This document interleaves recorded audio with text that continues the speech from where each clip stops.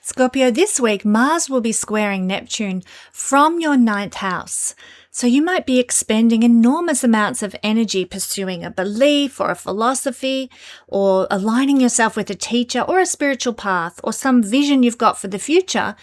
And then what comes out of it is that you might discover the reality isn't what you thought it would be. So there can be disappointed, forewarned, forearmed, my friends. There can also be experiences with people who present themselves as authorities or guides, but they turn out to be unreliable or misleading or motivated by something other than what they profess to be motivated by.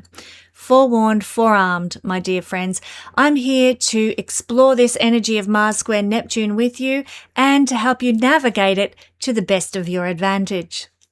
This is a video forecast for your sun, moon, or rising sign. You can check out all 3 videos and they will tell you how the stars are going to affect your life this week. I'm Ksenia, my friends, and welcome to the Astro News and Weather Report for the 3rd week of August 2026.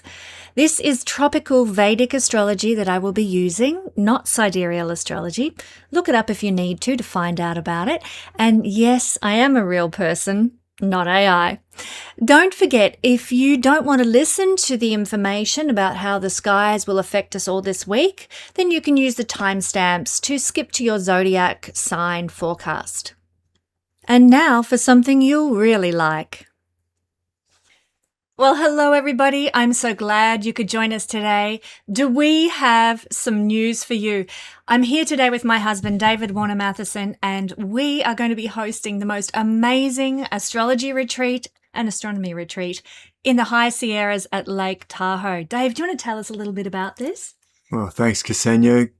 Really great to join your audience, and the event is called Stars Over Tahoe. It will be in the last weekend of September 25th, 26th, and 27th. That's a Friday evening, then Saturday and Sunday at a beautiful resort in Lake Tahoe. It's really gorgeous. A stunning and special part of the state of California and Nevada and part of the country, and the energy there is just fabulous, and it's a beautiful time of year. And not only that, great stargazing. Go ahead. Awesome stargazing. So one of the things that we're offering at this retreat is some stargazing tours hosted by Dave. Dave, do you want to just fill us in about what that might involve? Well, in addition to, during the day, we'll be having presentations about astrology. Oh yeah, you're going to learn how to read your charts in deeper, more dynamic ways. I've got some great topics to talk about with you. Dave will be sharing about mythology. And how it's based on the stars, the different stories and characters. And then at night, the glorious mountain air and high altitude will give us a beautiful view of the stars, weather permitting, of course, but at the end of September is one of the best times for stargazing in the Tahoe area. We should see the gorgeous Milky Way arching overhead, and I'll be pointing out the constellations using a laser pointer, many of which you may have never been able to recognize before. You know, a lot of people who know about astrology may know the characteristics associated with Scorpio or Sagittarius, but may have never been able to find them in the sky. So I'll be pointing out some of the zodiac constellations that will be visible, but as well as the band of the zodiac, the other stars all the way up to the dome of the night sky at the North Star and the Big Dipper. Most of us know the Big Dipper and Orion, and that's it, because we never get taught this. We never get taught how to find them. So I'll assist with that. That's awesome, because it's actually so important. There's a branch of astrology called visual astrology that works mostly based on what is going on visually in the heavens, which is very different than what we see on the astrology map. So being able to sit under the skies and know what you're looking at is actually very, very important to really flesh out your capabilities if you're interested in becoming an astrologer. So this is a really exciting experience that we're offering. Plus, of course, we also have the immersion in the Sierra environment with the pine forests and the beautiful panoramic views, and obviously the gorgeous mountain air and lovely lake itself. Such an unforgettable backdrop, which I'm really excited to experience with you all. We're also going to be having some didgeridoo and sound bath sessions, which will be very very wonderful because it's an energetic reset. That's what these instruments are designed to do. So we will be doing some little adventures that settle our nervous system, because we all live such stressful lives these days. It's hard to switch off and just immerse ourselves in the beauty and restorative qualities of nature. So we really want to support people in doing that as a part of this retreat. And of course, the retreat centre has a lot of nice things like saunas and day spas and all that nice stuff as well. And in addition to the structured activities, we'll also have plenty of time just to mingle and spend time with Ksenia. If you've never met her in person, spend time with me.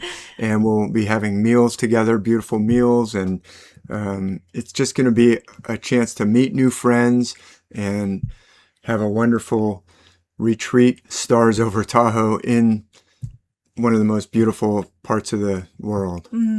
So I'm very excited about this. I know we have some great plans for what's going to happen, and we hope you can join us. I've been astounded at how quickly things are booking up already. This is a curated group. It's not like a conference where there's just, everyone can come. So we do have limits on the amount of people, because we want to be able to interact with everybody and form friendships with everybody and create community with everybody who comes.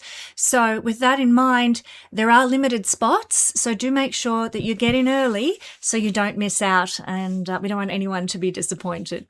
So we hope to see you at Stars Over Tahoe, and we look forward to sharing a really magnificent experience with each and every one of you. Thanks, Dave. Thanks so much. See you soon. See you soon. Thank you to Ksenia and Dave for that one. Now, on the 17th of August this week, we're going to have Mars making a square aspect to Neptune. Now, I would say this is the most important aspect forming this week, although do keep in mind that we are actually still in the eclipse gateway phase of eclipse season. We're coming up to the lunar or full moon eclipse. So the eclipses are actually the most powerful manifestors of this week's energy. Mars square Neptune will just be secondary. I hope you all got to enjoy the individual 20-minute solar eclipse forecasts that I did for your specific sign, so that you know what's going to be unfolding for you in the next 6 months of your life. I was so excited by what I saw for almost every single sign that this eclipse was bringing you.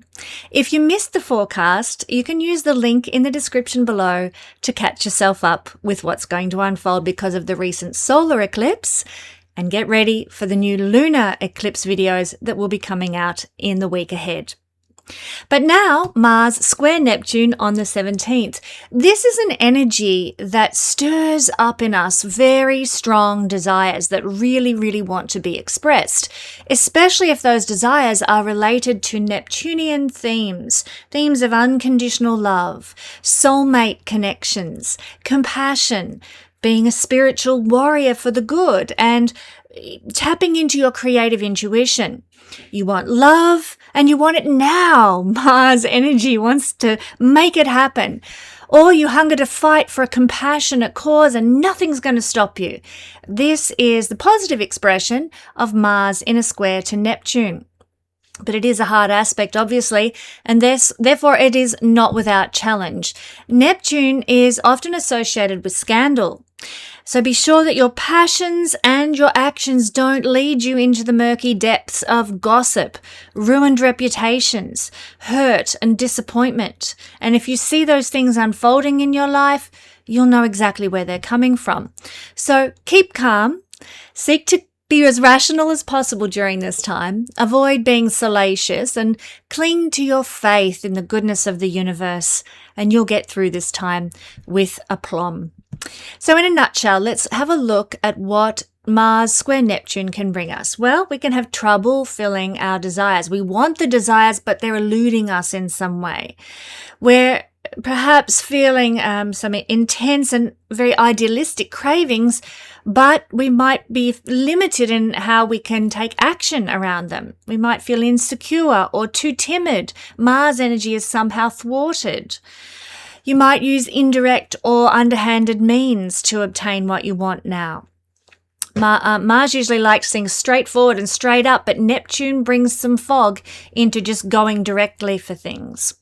You might be very straightforward in your dealings with others, and choose to leave what's unsaid or the rest in the hands of God.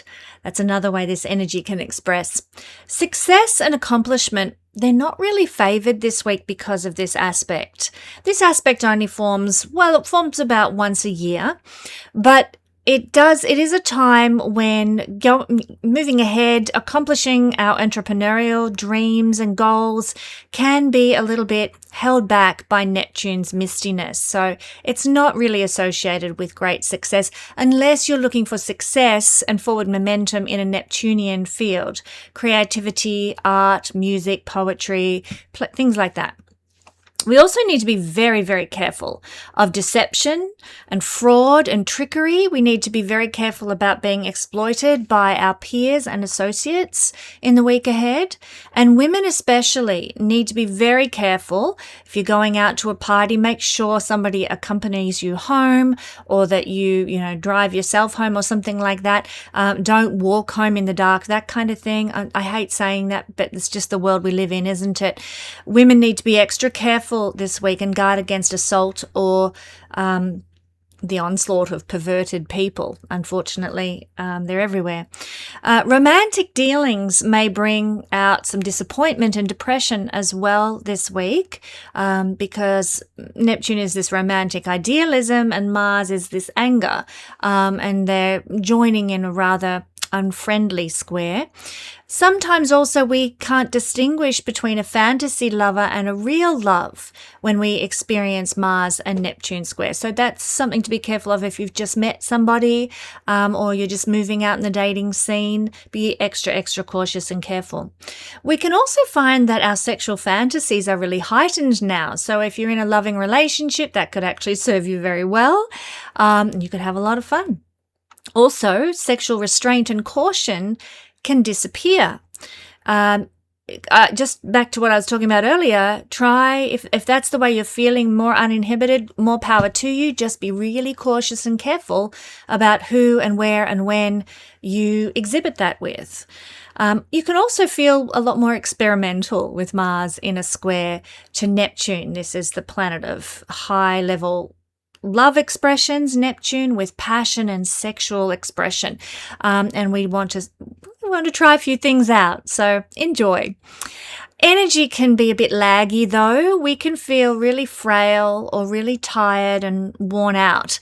That's very annoying to me because I've just managed to get myself into a new exercise routine, and the last thing I want is to feel too exhausted to be able to make the most of it. But it's only for the week, folks, and then it'll dissipate as the separation of these two planets squaring each other occurs. So hang in there. Also, be a little bit wary of poisons and toxins and unnatural substances. Keep things as organic as possible. Nourish your blood. Mars is the blood, with green leafy vegetables and iron-rich foods this week, lest you feel more drained, and that, Neptune can sort of act a bit like the South Node sometimes and drain our energy. Also, avoid drugs and alcohol. Neptune is drugs and alcohol. Mars in medical astrology is to do with inflammation.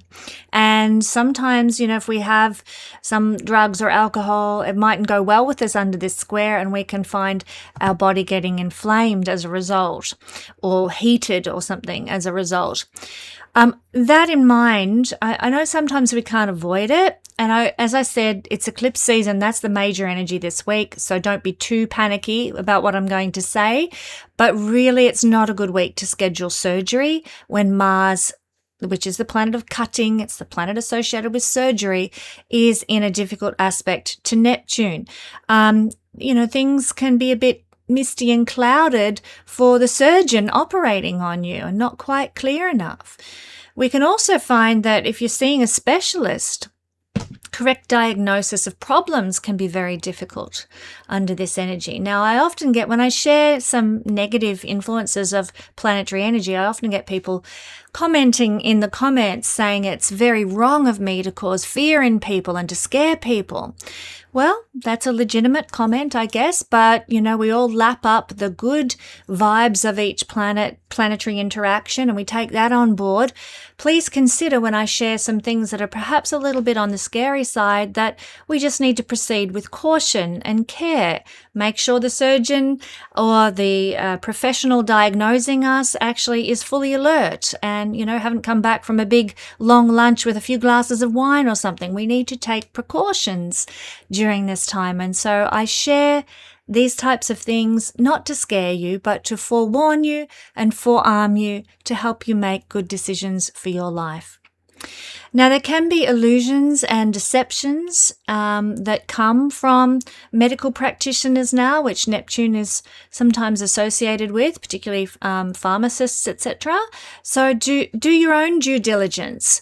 Do your own research around the medications that you're taking or the treatment that you're getting, and really dig deep so that you're not deluded, you're not deceived. We can also be a little bit more susceptible to infections with this square, and there might be a little bit longer recuperation time required from any procedures, etc. We also need to be very cautious in our dealings with the police and the military and mechanics.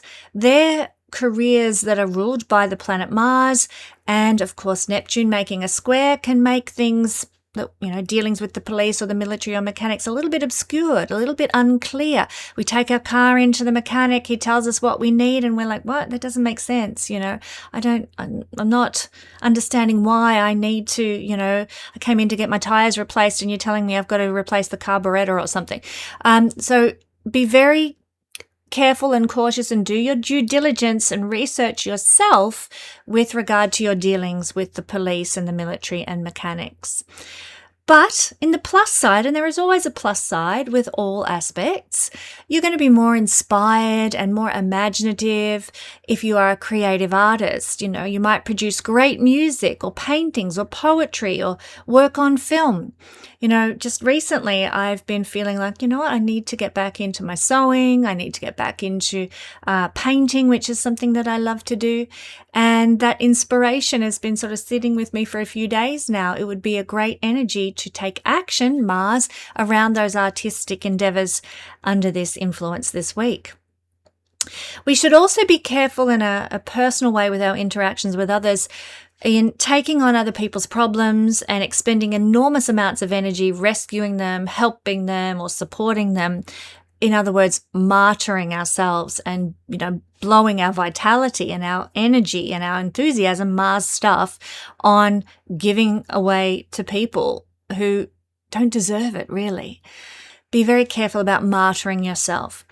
We can also feel very drained by relationships, but let me clarify the kind of relationships where one person is continually giving, and the other person is just taking. So Mars square to Neptune can just absolutely leave us exhausted if we're in a relationship like that. So they're just a few of the expressions of this energy. Remember, it's not the major energy this week. We are in eclipse season, but you might notice some little snippets of this energy unfolding around you in your life. Now let's take a look at how this is going to play out through your sign. Well, my beautiful Scorpio friends, you can see on the screen there is a square between Mars and Neptune, and it's described here in the image by Mars being in your 9th house, the house of travel, beliefs, education, spirituality, and legal matters. So what does this mean when Mars is here and it's being squared by Neptune? Well, this transit can bring situations where maybe some promised journey, it could be, a journey of the spirit as well as a physical actual journey as well. It isn't quite the journey that you get. Maybe, it could be that you have signed up to go and do ayahuasca in Peru. Okay, that's a physical journey and a spiritual journey.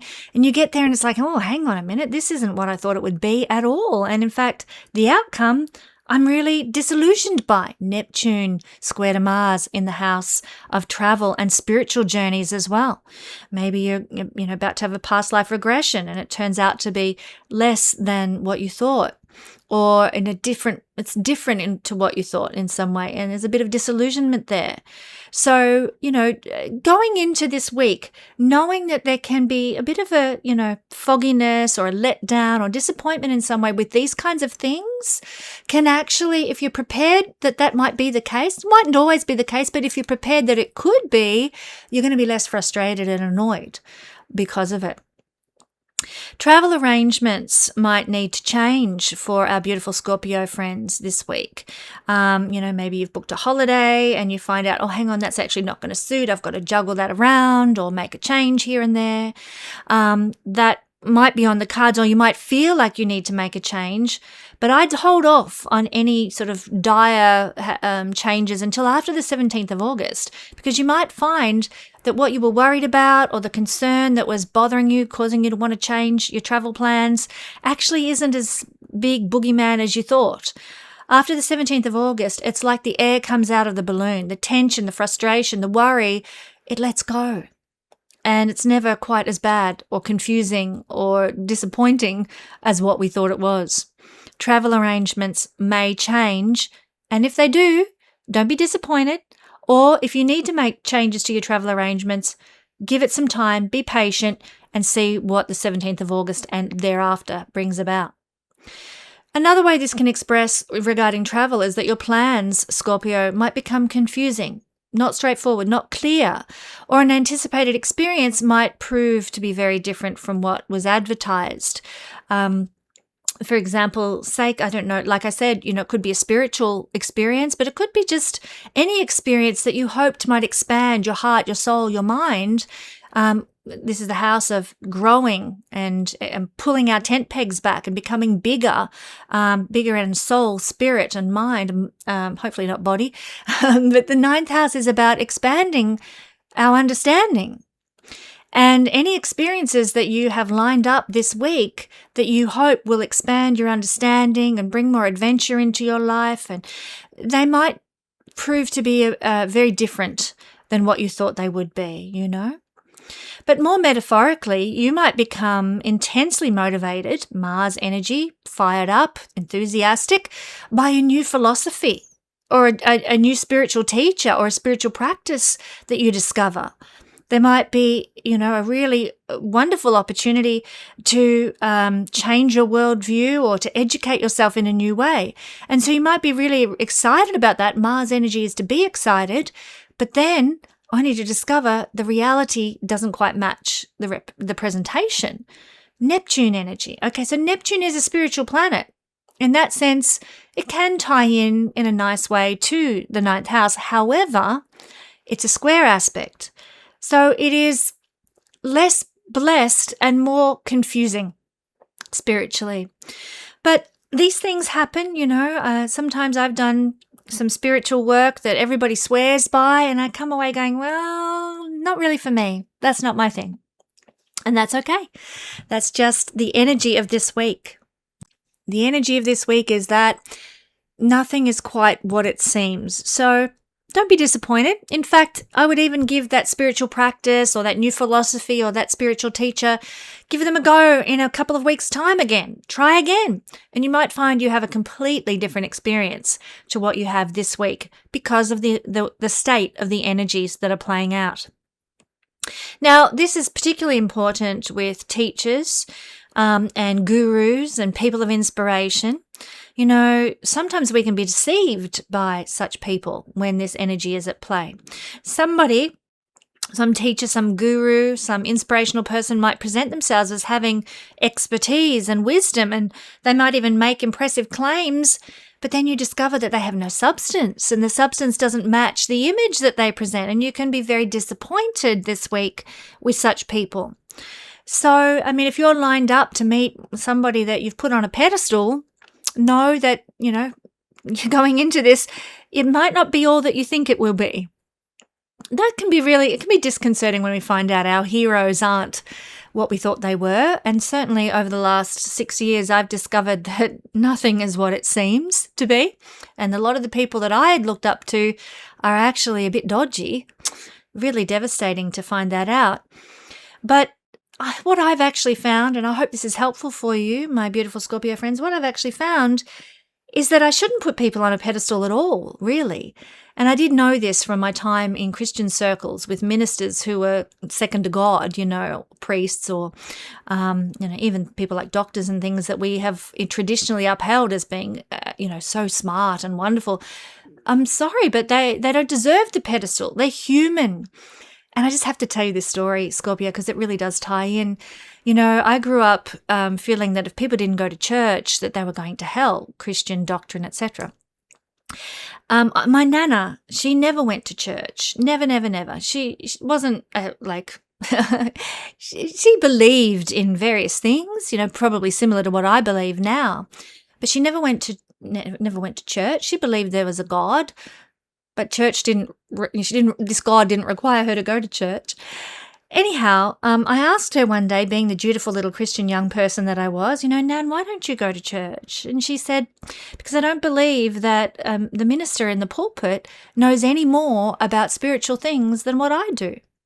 And that stuck with me for years. Bless my nana. She was such an inspiration to me, not on a pedestal, but an inspiration. In fact, this is the house of the house of grandchildren. I wonder if actually she was a Scorpio moon. So there you go. This would have been her, very much her energy, lo and behold. But my point being that the people we put on pedestals are human. They are fallible. And they're always going to leave us disappointed, I feel. And this is the week for that disappointment to be really hitting home if we have put somebody on a pedestal. If we start to, and it's wonderful having Neptune in Aries, I must say, out of Pisces and now in Aries, because those pedestals, those celebrity culture just doesn't stack up anymore. Neptune in Aries is much more grounded. And so, this is time perhaps. This could be a trigger this week for Scorpio people to realize, hang on a minute, I know just as much about these spiritual matters or this particular journey that I'm undertaking than anybody else does. And I trust my own higher self, my own spiritual wisdom from what I've lived, from what I've experienced, from what I've read, from what I've gone through. So in many ways, I do feel that for Scorpio people, this could be quite a blessed transit, that the truth comes out. And it may not be until after the 17th of August that the blinders fall off and you realize, hang on, I was, made the wrong choice to put my trust in that person. But the 17th of August brings the clarity. Prior to the 17th of August, you might go through the disillusionment. But after that, the clarity comes, and it could be a getting of wisdom, as they say. Now, a little bit more about this energy. Legal or bureaucratic matters can become frustrating this week because Mars wants resolution and it wants it now. But Neptune brings delay or ambiguity or missing information. So when we know that this is a likely outcome of the week ahead, my Scorpio friends, we can be a bit more chill, a bit more relaxed. We can say, well, you know what? After the 17th of August, I know that the clarity will come or the delay will cease or the ambiguity will stop. So I'm just going to, try and be patient, try and be enduring here rather than let these legal and bureaucratic matters just frustrate the life out of me. So Scorpio, what we are to watch for this week is taking claims at face value. We're perhaps to watch out for charismatic teachers pulling the wool over our eyes, letting us down. We're to watch out for rushed decisions about travel and education that we then regret. Maybe take your time to decide about what your travel plans are going to be or what educational direction you're going to take. Wait till after the 17th of August. And we should also watch out for assuming something is true just because we desperately want it to be true. This is the house of truth-seeking. And Mars wants to rush in, and believe something because it sounds good, because it feels good. And Neptune is bringing the lack of clarity that we don't really see what that belief or that ideology or that philosophy actually is all about. So take your time and go slow. The best use of this energy this week, my Scorpio friends, is to investigate, verify credentials, read the fine print, and keep an open mind this week without surrendering your ability to critique things. That's a hard balance to achieve. Open-mindedness, but also a bit,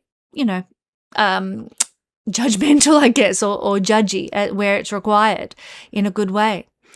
But if you can manage to find a balance between that, I'm going to listen to what you've got to say, but I'm also going to use my critical faculties, then you're in a good place. And if you can do that this week, knowing that the energy this week requires it, and after the 17th of August, then you can actually trust your own instincts to a greater level, then you'll make some really wise choices this week, my beautiful friends. Trust in the energy and the way it's unfolding.